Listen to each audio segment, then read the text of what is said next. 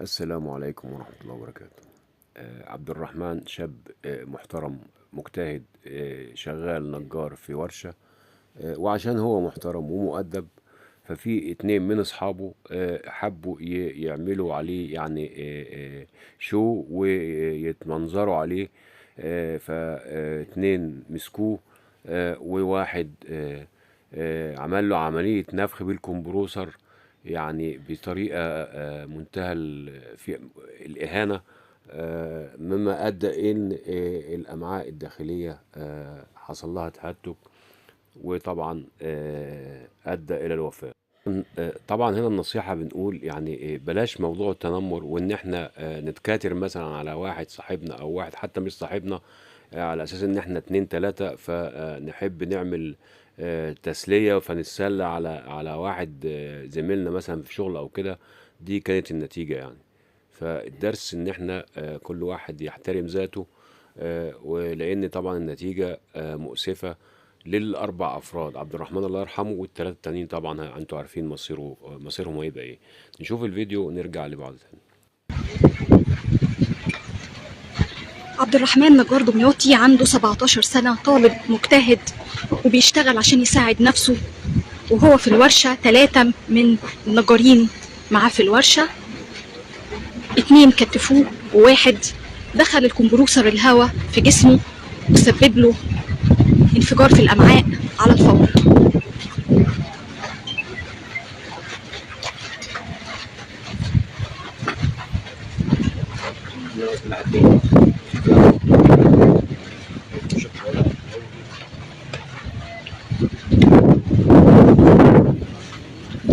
مهيبة، الناس كلها حزينة عليه وجايين يودعوه. عبد الرحمن شاب 17 سنة في مقتبل العمر، اتغدر بيه.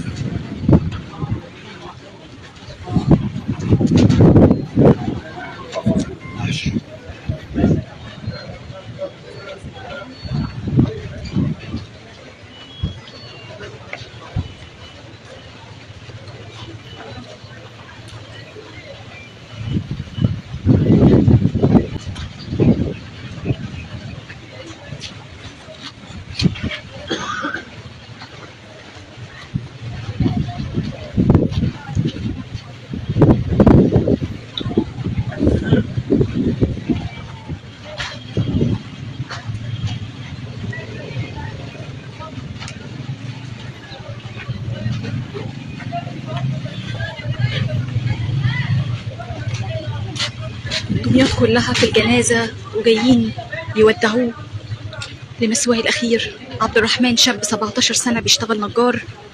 زمايله في الورشة 3 من الشباب الأكبر منه كانوا عايزين يعني يضحكوا الناس عليه ويعملوا مشكلة، ف2 أيدوه، وواحد دخل كمبروسر الهواء في فتحة الشرج أدت إلى انفجار في الأمعاء.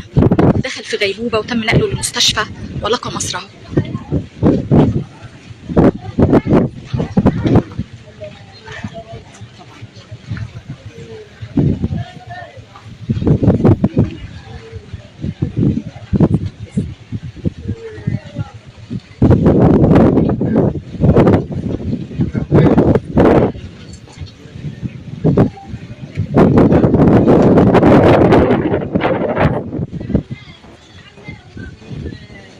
دمياط كلها حزينة عليه. قرية العلنية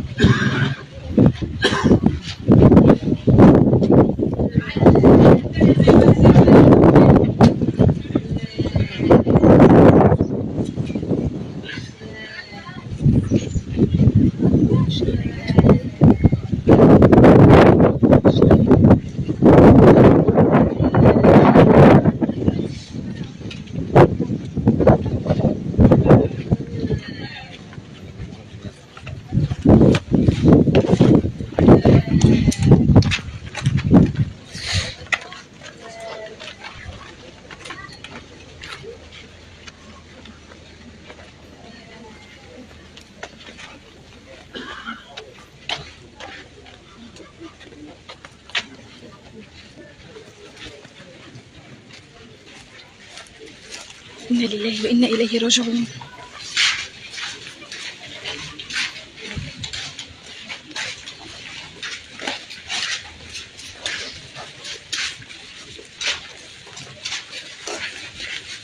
لا حول ولا قوة إلا بالله.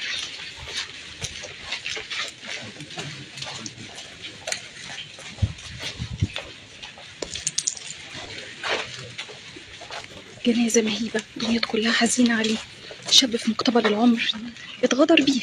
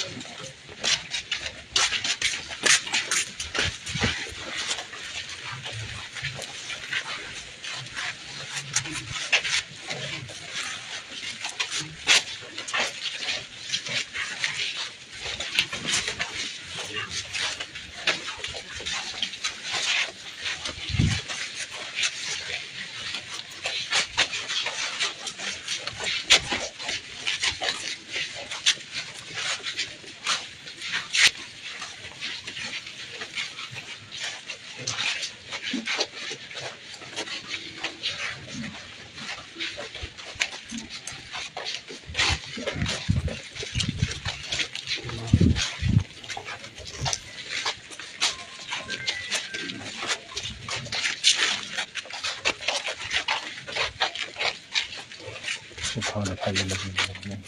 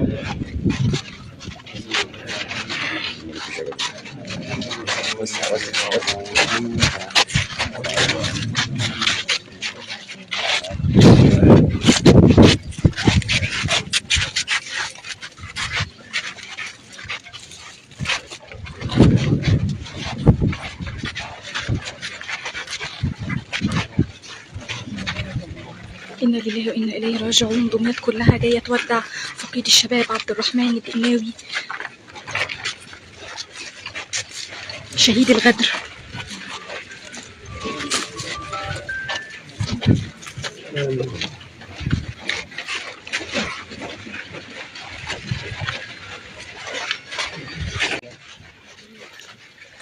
طبعا بعد ما اصحاب عبد الرحمن عملوا في كده كانت النتيجة ايه؟ هو توفاه الله، وهم طبعا هيقعوا تحت طائلة القانون، وطبعا ممكن يكون مصيرهم عشماوي. فده ناخد عظة وعبرة من المواقف دي، ونتعلم ان احنا إن كنا واحد او اتنين مع بعض الاصدقاء او ثلاثة يعني ايه ما نعملش شو ومنظر على واحد ضعيف او بمفرده. شكرا لكم والسلام عليكم ورحمة الله وبركاته.